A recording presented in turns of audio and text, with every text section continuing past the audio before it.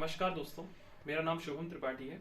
इस वीडियो में मैं अपने आने वाले कोर्स भारतीय संविधान एवं राजनीतिक व्यवस्था पर चर्चा करने वाला हूँ। यह जो हमारा सेशन रहेगा, इस सेशन में हम 1919 का भारत शासन अधिनियम, 1935 के भारत शासन अधिनियम से अपनी संविधान की विकास यात्रा को प्रारंभ करेंगे, जो कि हमारे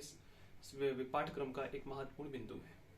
साथ ही भारत में लगातार अंग्रेजों के द्वारा दबाव बनाया गया सेकेंड वर्ल्ड वॉर के पश्चात, चाहे वो क्रिश प्रस्ताव हो, चाहे अगस्त प्रस्ताव हो, चाहे कैबिनेट मिशन हो, और इस प्रकार जाकर अंततः सेकेंड वर्ल्ड वॉर के पश्चात एक स्थिति बनी कि भारत में संविधान निर्माण की व्याख्या प्रारंभ हुई। एक संविधान सभा का गठन किया गया और संविधान सभा के अथक प्रयास के पश्चात 2 साल 11 महीने 18 दिन ये निरंतर अभ्यास के पश्चात एक संविधान डेवलप किया गया और इस संविधान को विभिन्न देशों की यात्रा के पश्चात निर्मित किया गया और इस प्रकार एक अखिल लोकतंत्रात्मक गणराज्य की व्यवस्था की गई। संसदीय शासन प्रणाली को स्थापित किया गया और लगातार संविधान में लगातार परिवर्तन भी होते रहे, जिसे हम इतिहास में संविधान संशोधन के नाम से भी जानते हैं। ये संविधान संशोधन हमारे ऐतिहासिक पृष्ठभूमि में एक मील का पत्थर साबित हुए। चाहे हम शंकरी प्रसाद के मामले को उठा लें, चाहे गोलकनाथ के मामले को उठा लें, चाहे केशवानंद भारती केरल राज्य का जो मामला था, चाहे हम बीरूवाड़ी मामले को उठाएं, ऐसे बहुत सारे मामले हैं जो संविधान संशोधन की व्याख्या से संविधान को बहुत स्पष्ट करते हैं और लगातार सुप्रीम कोर्ट ने इन संविधान संशोधन के माध्यम से हमारे संविधान को बहुत क्लियर किया है।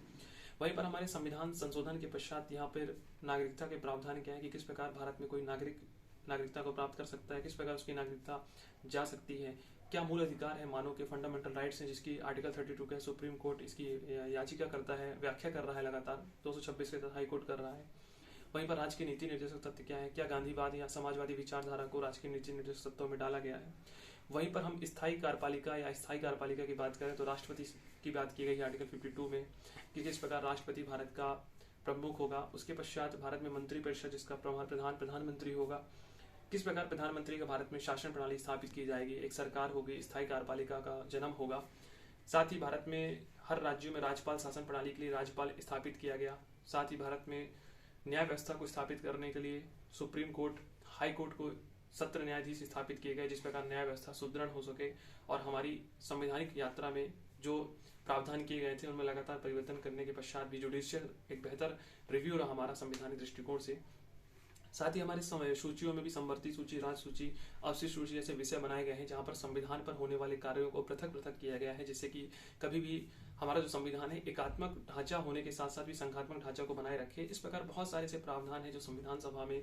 बनाए गए थे और इस संविधान की यात्रा में इन सभी प्रावधानों को हम पढ़ने वाले हैं, जिससे कि आपकी एक बेहतर अप्रोच होगी संविधान को लेकर, जिससे कि आने वाले प्रश्नों पर आपकी अच्छी पकड़ होगी। तो मुझे उम्मीद है कि ये सेशन आपके लिए बहुत ही बेहतर होगा। इसके लिए जय हिंद, जय भारत, धन्यवाद।